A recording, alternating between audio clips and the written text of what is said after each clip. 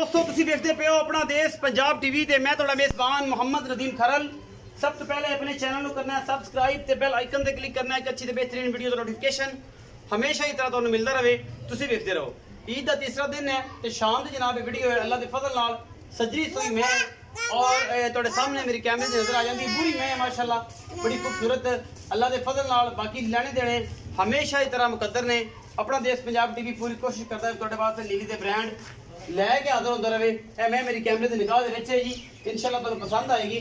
छोटा छोटा सिर है माशाल्लाह कतरी कतरी जिन्होंने कहते हैं अखां कालियां ने मत्थे ते हल्की सफेद फुल्ली। बाकी जनाब सारा गुड़ वर्गा रंग बूरी है जनाब बड़ी खूबसूरत आला क्वालिटी जनाब पीस अपना देश पंजाब टीवी की जीनत और कैमरामैन दी पूरी निगाहां इस माई के 3 फुट चौड़ा पिछू पुट्ठा मैं उन्होंने माशाल्लाह खूबसूरती और जनाब अल्लाह के फजल नाल थोड़ा जा थन जड़ा है वह वधा गई है। अल्लाह के पता नहीं की वजह बनी थोड़ी जी लोह ला पाई फिर दी वजह तो ये जनाब सूण च तो जेर जे ने हुणे ही पाई है। इस जनाब मझ ने चंगा लम्मा चौड़ा कर दे मझ नूं माशाल्लाह सुरई वर्गी लम्मी धौन और हवाना माशाल्लाह बड़ा खूबसूरत कच्छ की बनी हुई है सारी। और पिछली पुछल जनाब एवें जिवें दूध दी छड़ियां होंदियां ने माशाल्लाह बड़ी बरीक आला और बेहतरीन अपना देश पंजाब टीवी की यह जीनत जनाब बनी है। ये जनाब मझ दूजा सुआ है ये तीजा है पहले ने ये सारा कुछ जनाब आप मालक नूं पुछांगे। बाकी कैमरामैन पूरी तसल्लियां दे नाल टोटली फाइनली तौर पर हर चीज़ दिखा रहा है जिहदे कोई कमी कुताई नहीं माशाल्लाह कोई धुन्नी का निशान नहीं किसी पासों। बाकी कद बुत पूरा है इस नीली जनाब मझ नूं ये जनाब दूजे ने ये तीजे ने ये मालक नाल गल्लां करांगे।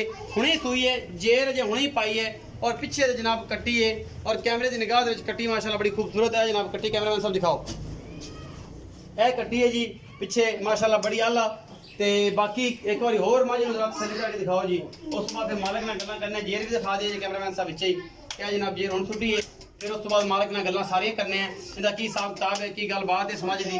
बाकी मैं चंगी है नस्लों जातों कद बुत तो माशाल्लाह बड़ी खूबसूरत अडर बड़ा खूबसूरत थन थोड़ा जा लो की वजह तो जनाब थोड़ा बधा गई है। बाकी जनाब अल्लाह के फजल नाल कोई कमी नहीं मझ दे विच बिस्मिल्लाह। तो यह जनाब जेर है हुणे ही पाई सूँ अजे 5-4 मिनट होए ने उवें पई है और जनाब अल्लाह के फजल नाल है पीस चंगा नीली दा इंशाल्लाह चुआई चुई थन थुन भी सीधा पतला कर जाएगी। अजे जापे च खड़ी है मझ मुल पुछ लेने मालक नूं। इस्लाम भी आओ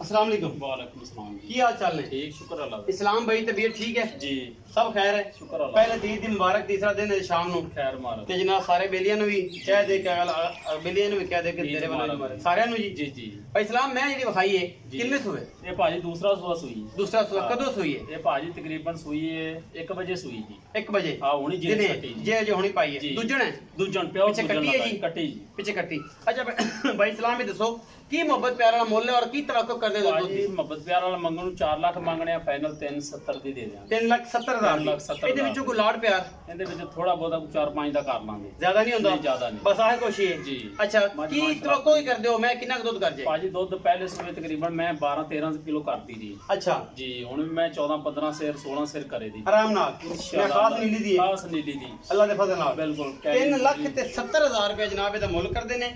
ਇਹ ਦੂਜੇ ਜਨਾਬ ਕਹਿੰਦੇ ਛੋਟੀ ਹੈ ਕਤਰੀ ਕਤਰੀ ਮੈਨੂੰ ਸਿਰ ਅੱਖਾਂ ਕਾਲੀਆਂ और कद बुत मैं बड़ा तगड़ा कच्छ की टोटल है जनाब मझ बनी हुई है।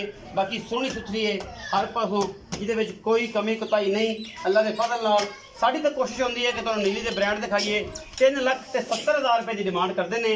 बाकी लाड़ प्यार हमेशा तरह होएगा। अगर वीडियो अच्छी लगे वीडियो को लाइक शेयर और कमेंट जरूर करना है अपनी राय जरूर देनी है अपना बहुत सारा ख्याल रखना है। मिलांगे अच्छे और बेहतरीन वीडियो नाल। अल्लाह